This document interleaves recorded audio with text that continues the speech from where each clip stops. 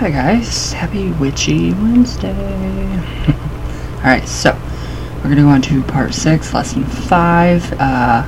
Since somebody seems to want to correct me all the time, you will be blocked. This is page 205, lesson 5, part 6. So, I just love being corrected the first thing in the fucking morning. It's wonderful. Alright, so part 6. It's very interesting. The whole initiation thing was very interesting. I don't know if I could do that, take that kind of an oath for certain reasons. So I'm just going to stick with my traditional witchcraft, which is far better than this self-dedication. And then again, self-dedication, you can come with your own dedication. So, alright, part 6. Alright, so he says, I am often amazed at the incompetence of people claiming to be ceremonial magicians.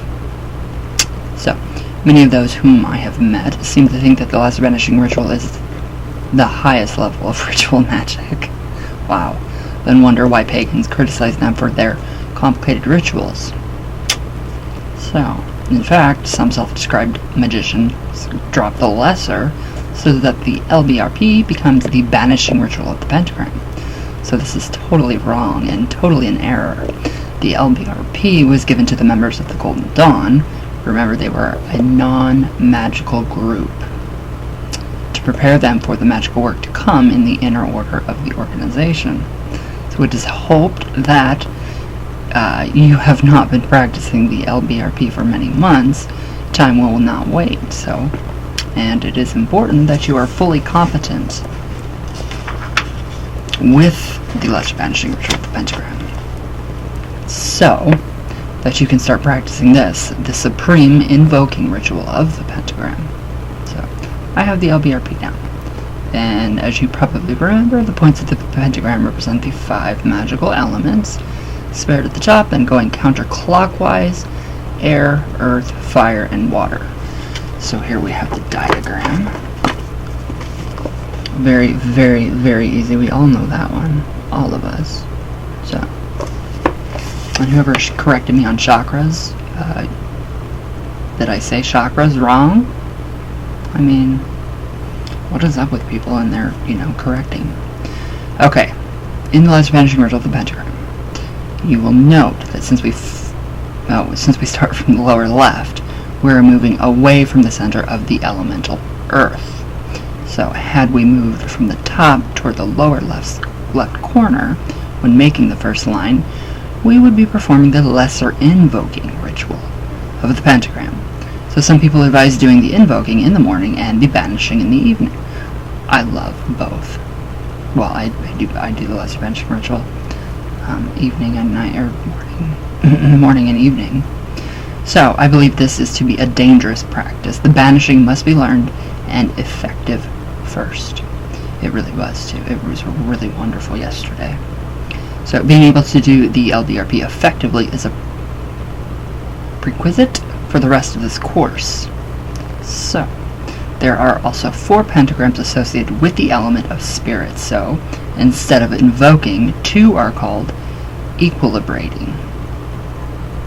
Equilibrating. Yeah, I cannot talk. So, whatever. Instead of banishing, there are 2 called closing. So, both equilibrating, there we go, and closing are divided into active and passive, giving a total of 4 as shown in the following diagram. So, the first 2 we have the equilibrating active and the passive, and then we have closing active and closing passive. So that is where you would start. Right there, so if you guys want to screenshot that, be my guest. So that's good. So, alright, now we have the spirit banishing pentagrams. So along with the 4 pentagrams of spirit, there are also 8 pentagrams, 2 for each of the other elements. Each element has a banishing and an invoking pentagram, as shown in the diagram below. So we have the earth, air, fire, water, banishing and invoking where you start. So invoking, we start here at the top, and then for banishing, we start at the bottom left corner. Now invoke. There we go. So, if you guys want, you can screenshot those little ones, or you can look those up on Google. So, alright. Now, the supreme invoking ritual of the pentagram is a more powerful version of the lesser invoking ritual of the pentagram. So, as you can guess, it can become the supreme banishing ritual of the pentagram by using the banishing forms of the pentagrams instead of the invoking ones. However, the purpose of this ritual at this time in our work is to bring into our lives all of the forces of the elements. Later, it will take on even more importance.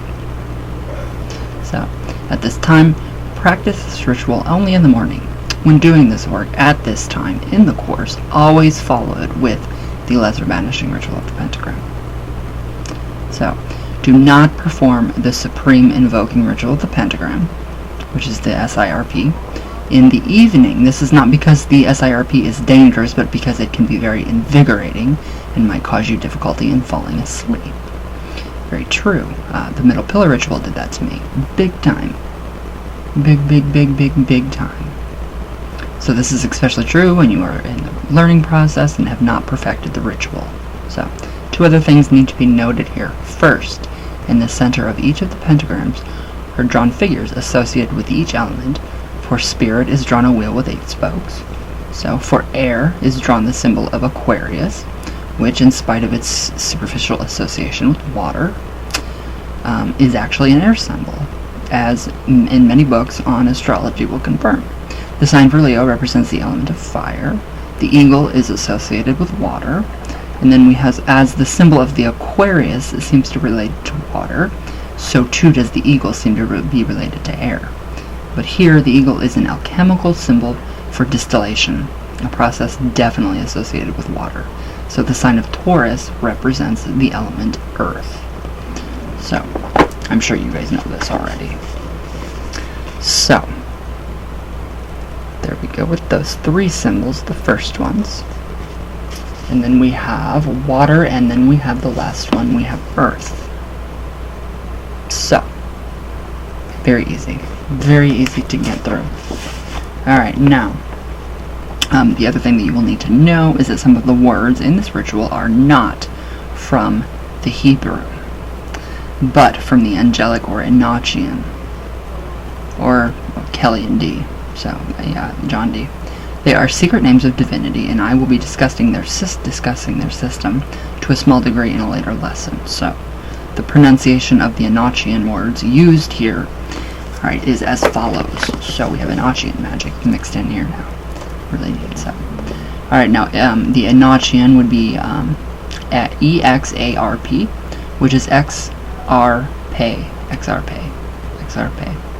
Now we have Enochian O Ro Ibaha Ao Zad P. And now we have another one for Enochian, B Po M. The other Enochian is O E Pe Te A A Pe Do Ke. Now the next one, He Ko Ma. And then the next one, M Pe He R Zel Cell R Cell Ga I Ol. And we have N A N Ta. And the other one we have Mor Dial Hektega. We can see a little bit of Hekti in there. So the Hebrew you should already know. Remember, YHVH represents and should be pronounced Yod He Vav He.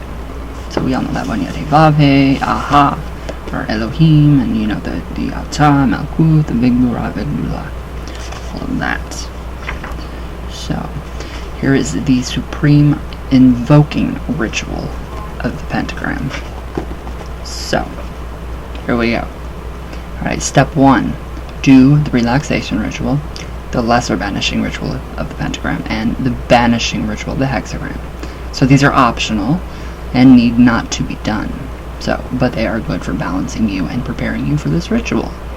Step 2. From behind your altar, if you have one, face east, and perform the Kabbalistic cross from the LBRP, which is Ata Malkut Vigbura Vigdula, cross your arms, Viola, Amen. Very easy. Very easy for that one. Okay, so step 3A, go to the east of your area and make the equilibrated active pentagram of spirit. So as you do so, you're going to vibrate the XARP, which is, I will blog this definitely so we have a better understanding of the pronunciations. So this should be done so that the last syllable, pe, is sounding after you finish drawing the pentagram. So as in the lesser banishing ritual at the pentagram, inhale, feeling energy come into you, but exhale as you make the pentagram. Be sure to have enough breath so that you can thrust your hands toward or forward into the center of the pentagram while you vibrate the last syllable, pe, P-E-Y. Alright, step 3B. While making the sign of spirit, a wheel in the center of the already drawn pentagram, you're going to vibrate eheye. Again, save the breath and last syllable to thrust forward with the hands and at the center of the wheel. This symbol should be made by first making a clockwise circle, starting and ending at the top. So next, draw the vertical, then horizontal spokes. Follow this with 2 diagonal lines. Reread the instructions for the LBRP if you need to be reminded on how to send energy out and thrust forward with the hands and left foot. It's very easy. It's very simple. So the only difference is that in this ritual, you do it at the end of the word of power you are vibrating, instead of while you're doing it. Alright, so step 4A. Still facing east and over the figures you have already made, make the invoking pentagram of the element of air.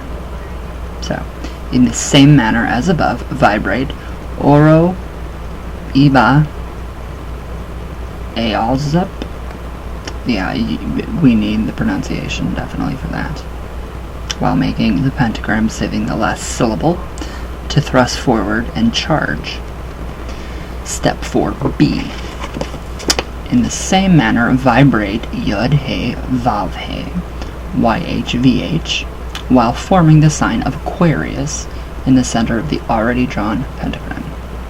So, in this ritual, all the vibrating of words of power will be done in the same fashion. So, that's easier. It just gives it a little more structure. Well, yeah, it does. So, step 5. Move to the south carrying a white line as you did in the lesser banishing ritual. Now, step 6A. Make the equilibrated active pentagram of spirit while vibrating Bit Om. So, step 6B. While making the inner wheel, vibrate Eheye, Eheye. Step 7A. Still facing south over the figures you have already made, make the invoking pentagram of fire and vibrate opte, whatever, as you do so. Yeah, I'll have to definitely blog the, it'll be on my Patreon, so, the pronunciations. Alright, now step 7B, vibrate Elohim, while making the Leo sigil in the center of the pentagram. Now step 8, move to the west, right here, carrying a white line as you did in the lesser banishing ritual of the pentagram. Alright. Step 9A. Make the equilibrated passive pentagram of spirit while vibrating HCOMA. Yeah. I feel fuzzy, blurry, or something's going on. There we go. Alright. Step 9B. Vibrate Agla while making the wheel of spirit. Step 10A. Still facing west, and over the figures you already made here, make the invoking pentagram of water while vibrating, this really long Enochian word, which again I will blog. Step 10B. Make the eagle head to represent water in the center of the pentagram while you vibrate L, E-L, L. So So step 11, carry the white line to the north. Now step 12A, make the equilibrated passive pentagram of spirit while vibrating na-na-ta.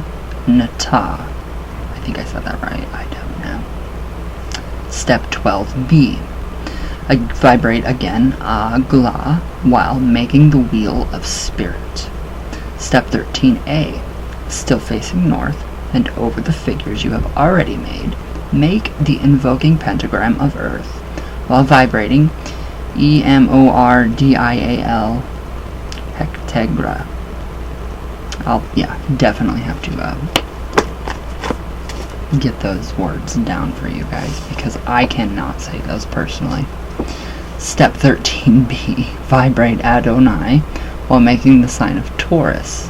Step 14, carry the line back to the east, completing the circle, and return to the original position behind the altar, facing east. So, step 15, do the evocation of the archangels and the Kabbalistic cross as in the lesser management ritual of the pentagram. So, that is before me, Raphael, behind me, Gabriel, on my right hand, Michael, on my left hand, Oriel. For about me flames the pentagram, and within me shines the sixth-rayed star. So that would be that part. Alright. Now, while you are learning this supreme invoking ritual of the pentagram, always end by doing the lesser banishing ritual of the pentagram. Always. Always, always, always. So, and it will be better if you also do the banishing ritual of the hexagram. So I still have got to get that one down. And that one is really the only one that I have personal troubles with, just because the hexagrams are very different to me. I don't work with hexagrams. I have never. I probably have, honestly, in sigil magic, but not in this format. Not in traditional or ceremonial magic. Alright, so notes. So as in the lesser banishing ritual of the pentagrams are blue and the lines connecting them are white. So the wheels of spirit should also be the same brilliant, pure white light as the lines connecting the pentagrams.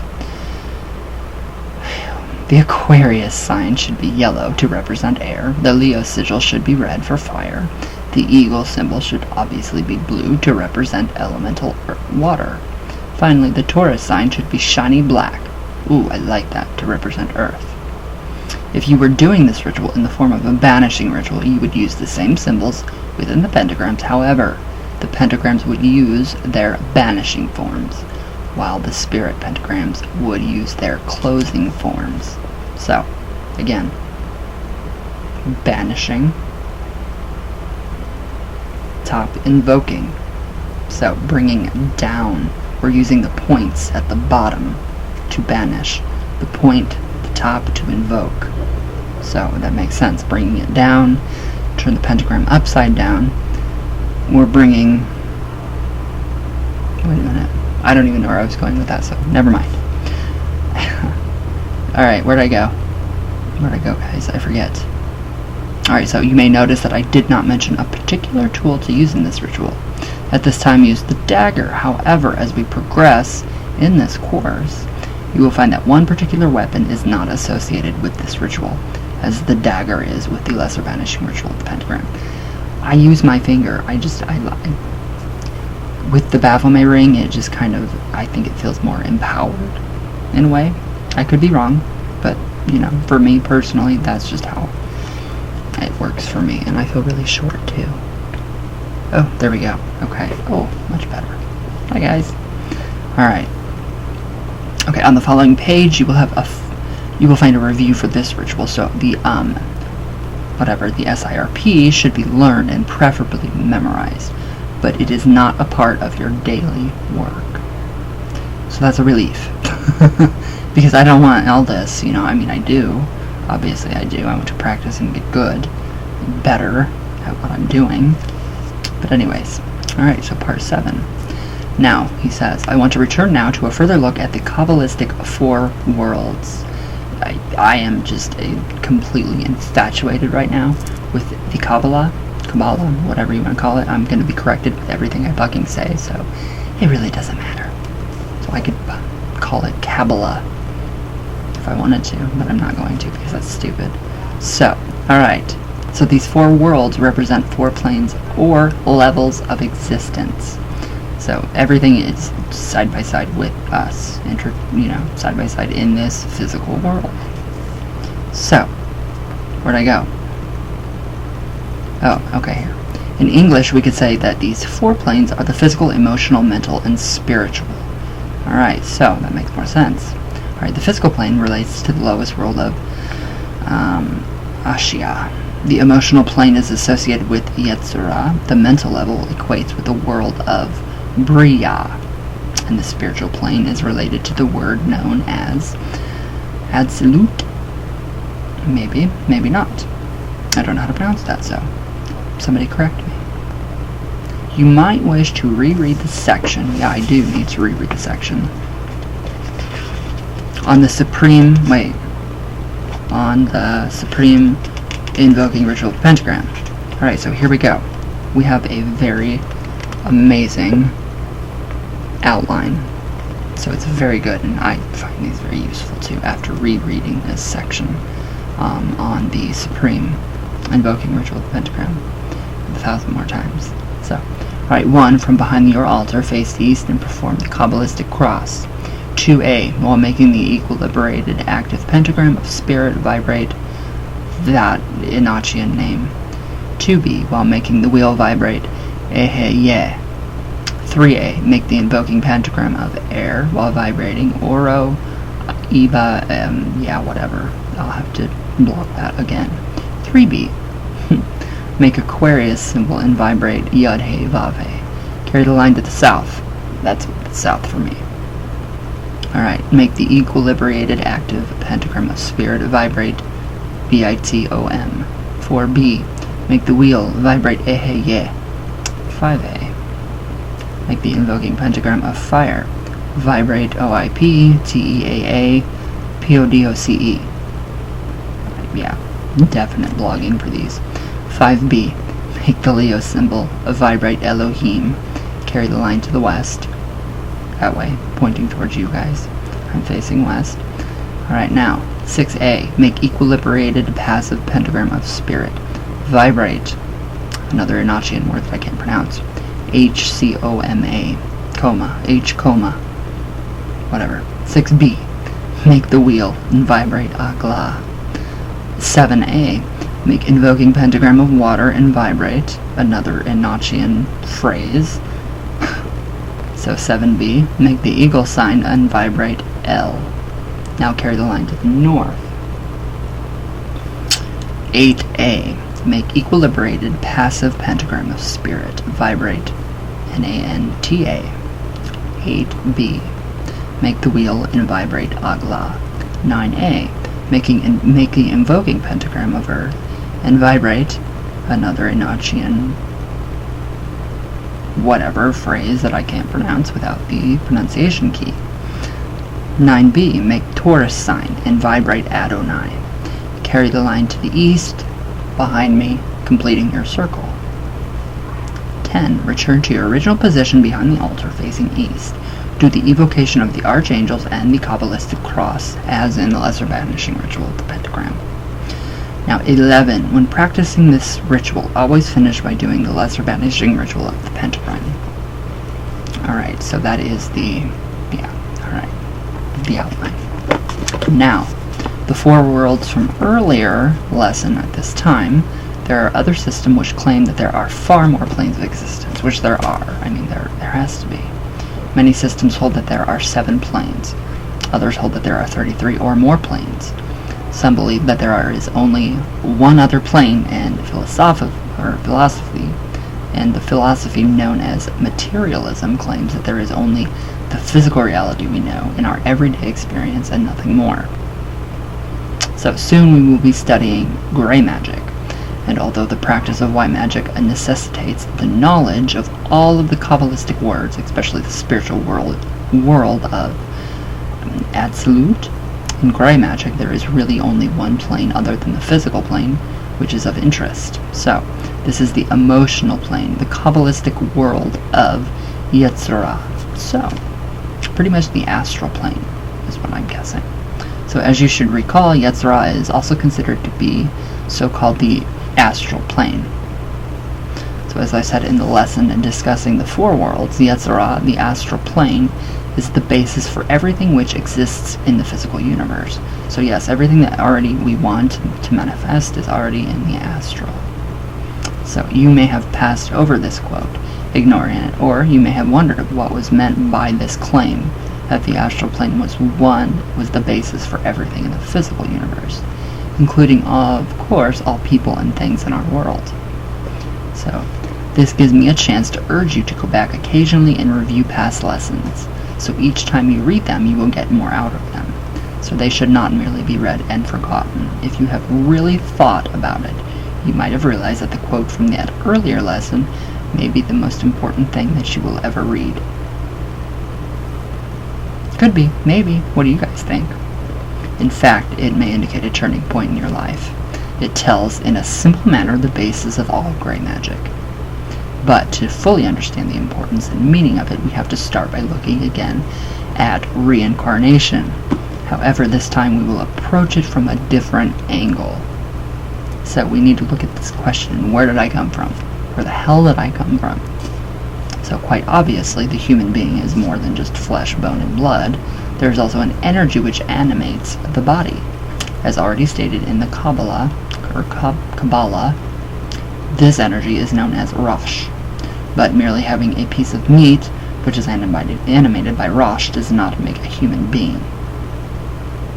But you can only imagine what you could do with that energy. And a piece of meat. Ew, no. So, alright, the thing which really makes you different from other pieces of animated meat is your personality and what is commonly called your soul. The soul and personality are not the same. Our personalities are purely egotistical. Rather, the personality relates to your ego, or the aspect of the personality known in the Kabbalah as the Rosh. So not to be confused with the animating energy of the same name. So the soul, in Freudian terms, is the superego. In Kabbalistic terms, it is the Yechida, your higher self. So, according to the Kabbalah, when you die, the body immediately starts to decay and should go into Sheol, which is hell. That's meant for the common grave. Sheol is Hebrew for hell, literally. Everybody that gets buried goes to Sheol, hell. So, where did I go? Okay, so as an interesting side note, Sheol is usually translated when it appears in the Old Testament as ground or earth. However, in some instances, when the translators wish to convey the idea that if you are a sinner, when you die you will be punished, the same word is translated as hell. So, the Kabbalah does not have any such place of eternal punishment. According to both of the Kabbalah and correct translation of the Old Testament, there's no hell. None at all. You just cease to exist. Literally, you cease to exist if you don't accept Jesus or whatever they say you have to do to go to heaven or whatever. So yeah, pretty easy. It's really very interesting. I love it. So, the Kabbalistic tradition says that when you go through the change known as death, the personality, ego, or Rosh, does not realize exactly what has occurred. This is especially true in cases of sudden or a traumatic death. I experienced that with my grandma, my Yanny. So the personality of the dead person, suddenly freed from the physical body, tends to wander back and forth between the body and Sheol, the grave, and the previous home of the person for a period of 7 days. So traditionally, Jews stay in their home for a week after the death of a member of the household. In Hebrew, the word for the number 7 is Shiva. Ooh. Okay. And this practice is commonly known as sitting Shiva. However, what most modern Jews who follow this practice do not know is the purpose of this ritual. So the purpose of this is the same as the purpose of such books as the Egyptian and Tibetan books of the dead. The Book of the Dead, the Egyptian Book of the Dead, is probably one of the best texts for actually having a wonderful life. So, yeah. to tell the personality that it has gone through the change known as death, and that it is free to move on. It is probably that there may be a lost Hebrew text, similar in nature to the books of the dead. Okay, so if so, it was probably lost with most of the texts concerning Merkabah mysticism. So according to the Kabbalah, after 1 week, the personality begins to realize what has happened, and eventually dissolves to nothingness. Remember, it is mortal. So, however, people with extremely strong personalities can will themselves to stay in a shadowy world of semi-existence. I do really think that was what my grandma did for a long time, but now she's just totally different. So this may be one of the causes of what is commonly known as hauntings. So, it is not advisable to allow or aid the Rosh ego to exist for long periods after physical death.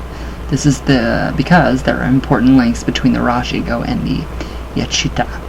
By keeping the Rosh ego locked into the physical world, it prevents the Yeshida from reincarnating and eventually achieving its far more lofty goal of unity with the divine. So thus it is that the Kabbalah usually frowns upon Spiritism and spiritualist practices. No, I don't agree with that whatsoever. Sorry. So communicating with our deceased loved ones, if that's who it is we are really communicating with, tends to lock the Rosh ego near the physical plane. It prevents necessary evolution, while they can still speak to us from where they have evolved to in the chain upward. So, lots of experience with the Ouija. So, as I have stated earlier, your Yeshida is your link to the divine. Actually, it is more than that. It is a small part of God. So that is why it is said we are made in the likeness of divinity. So the divine is a part of us. God is not a big old man with a beard sitting on a throne which rests on a cloud. Some people still actually believe that. So, but for some reason, or for some reason unknowable to our mortal minds, most of humanity has lost the consciousness of that link.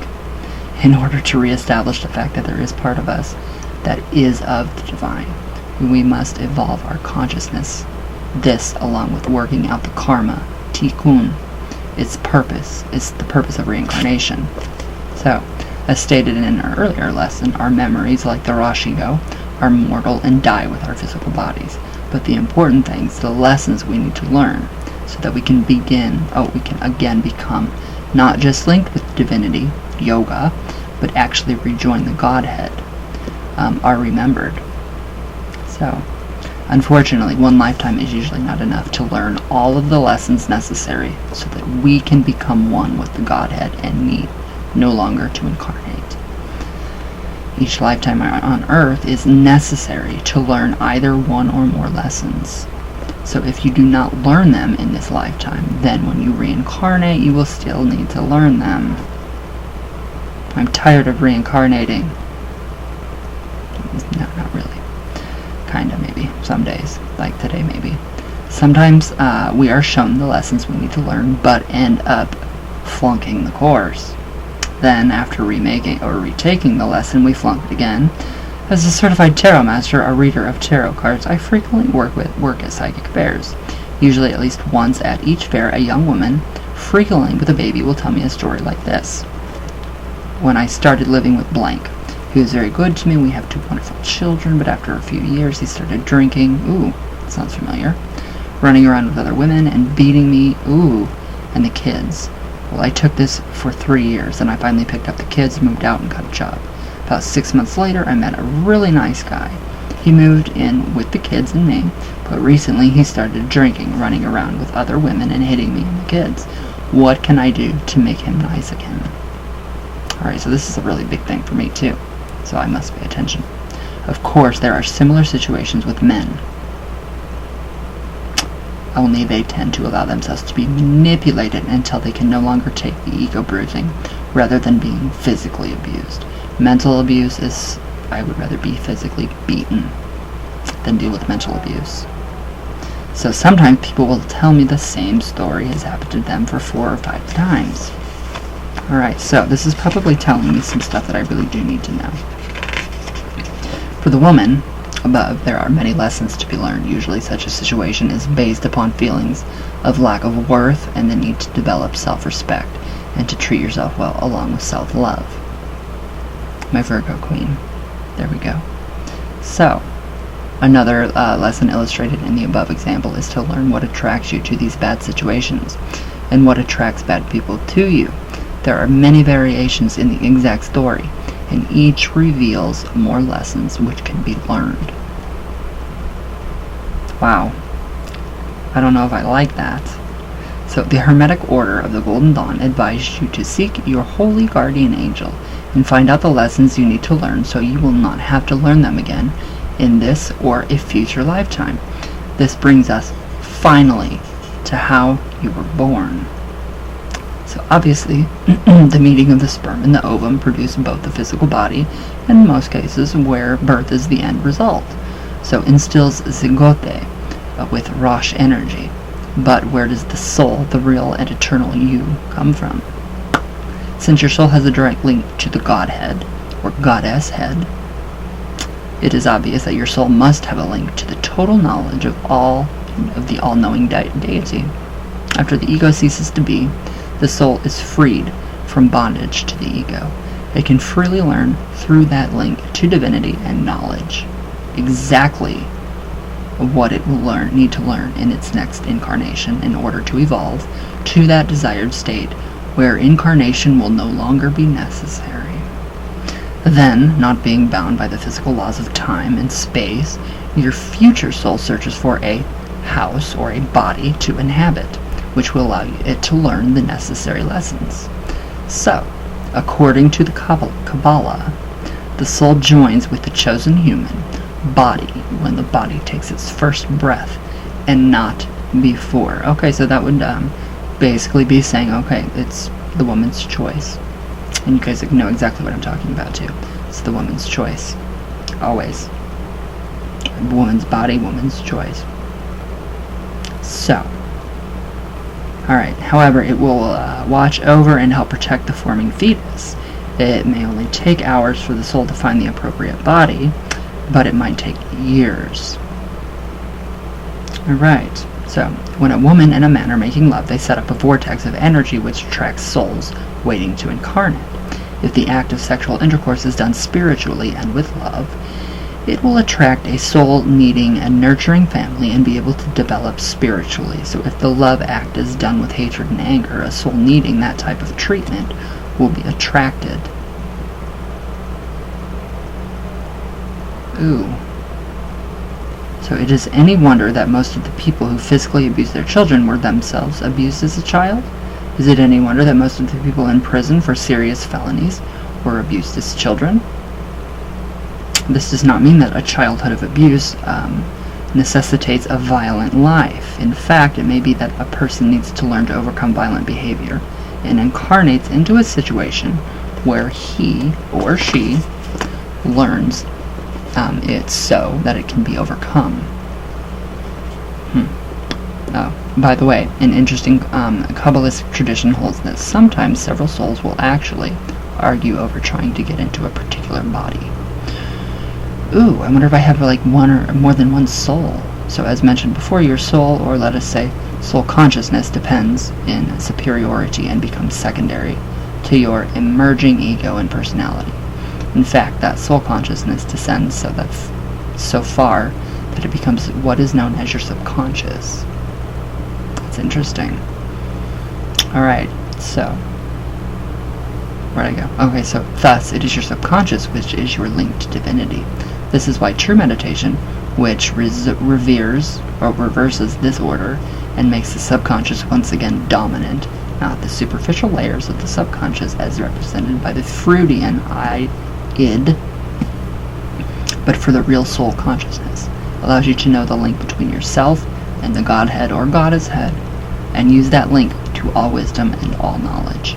It allows you to obtain answers to seemingly insoluble problems. Furthermore, this deep level of your subconscious, your true soul consciousness, exists on what is called the astral plane. So, the Kabbalistic word of Yetzirah. If you had been born with another soul, you would not be the same person. So, obviously. The part of you which exists in the Yetziratic world, the astral plane, was in existence before your physical body. In fact, everything which exists in our physical plane, the Kabbalistic word of Ashia, has an astral or Yetziratic counterpart. This counterpart is usually known as the astral body. Every person has an astral body or astral double. So does every animal, vegetable, or mineral.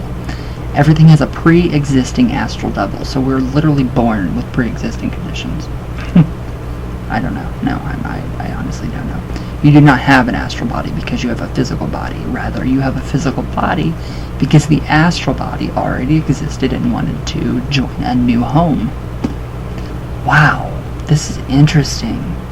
While your soul was waiting to inhabit its physical body with the body's first breath, it was establishing a link between itself and the physical body. This link is the astral body. For anything to exist on the astral plane, it must first exist on the astral plane. On the physical plane, it first must exist in the astral. Therefore, in order to create anything and bring it into your life, all you have to do is create it in the astral plane. This is the underlying principle of all great magic. So, the reason why there are so many different types of great magic is because there are so many ways of creating things in the astral plane. Soon you will be learning some of them. Wow, that is really, really interesting. So at this point in the course, I urge you to pause and study at least briefly a book by another author. It should be about any of the subjects of this course. A true magician does not blindly follow the words of others. So he or she is a scientist and investigates any and all possible avenues. A magician is not locked into any form of dogma or conditioning. This is why a magician is a dangerous person. A true magician does not buy the semi-truths and lies told by religious civic leaders to keep the masses in tow and in fear. A magician is always free, and freedom always frightens totalitarians. Alright, so tomorrow we will go into part 8, which discusses health and diseases and death, levels of disease, dis-ease in the body, all that good stuff. That was really interesting on, wow. That was really interesting on reincarnation and the soul. So, wow. Just completely wow. I am in awe. Alright, so let me see what parts this was. Alright, so this is part 6 through part 7. Part 6 through 7. Wow, that's really, really interesting. Fighting for your body? Wow, I wouldn't fight. Not intentionally. Definitely not. But, alright guys. I hope you all have a great day, a great weekend coming. Yay for storms. So, I love you all very, very much. All my love. All the way from Venus. Oh my god, my arms are getting fat. All the way back down. I love you all very much. I'm gonna go get on the treadmill. I'll see you guys tomorrow, and I love you all.